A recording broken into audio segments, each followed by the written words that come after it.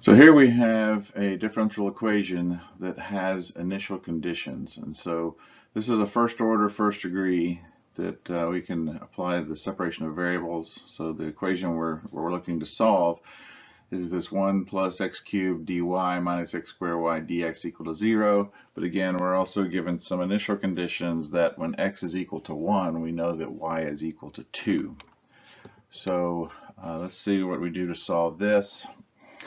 First, we recall that when we have an equation of the form some function of x times a function of y dx plus another function of x times another function of y dy equal to 0, by inspection we should be able to find an integrating factor which would consist of one of the functions of x, the inverse of one of the functions of x times the function one of the functions of y, such that when we divide through or multiply through, it should reduce the original equation down to this form. And again, this is important because now this term is all clearly in x, this term is clearly all in y, and so this means the variables are separated, which is what we mean by separation of variables.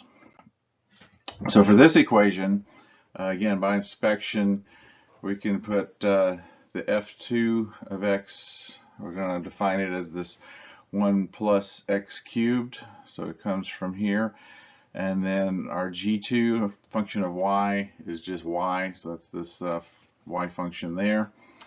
So when we multiply through by this integrating factor, which would be this 1 over those two functions multiplied together, when we multiply through by that, then our equation reduces to this. So now we see we have a term that's all in y, a term that's all in x, and so this is what we were hoping to achieve.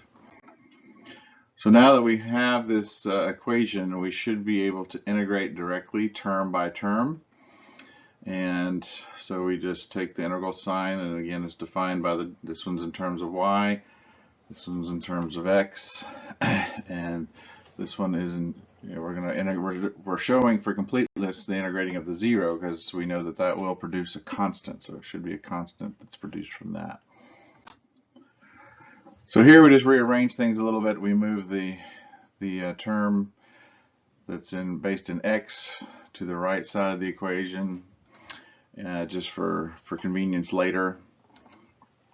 So now when we integrate each term directly, we see that the dy over y is this natural log of y.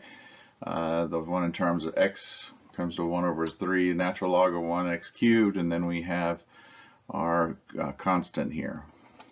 So now we can multiply through by 3 and do a little bit more manipulation as follows.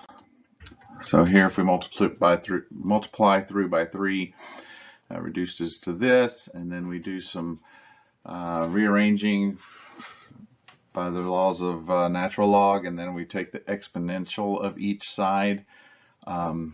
This is what we arrive at, and so this is the general solution for the equation above. So in essence we've solved the differential equation. However, this is a general form. We can now get an exact solution if we now apply these initial conditions, which is, remember, when x is equal to 1, y is equal to 2. So to do that, we bring in the equation forward, the general solution, and then we insert x equal 1 and y equal 2 into that equation, and so that just leaves the only unknown as c, so we can solve for c. And when we do, we see that c should equal to 4 to make this work. So therefore, we put that back in for the value of c, and this is our exact solution for this equation with those initial conditions.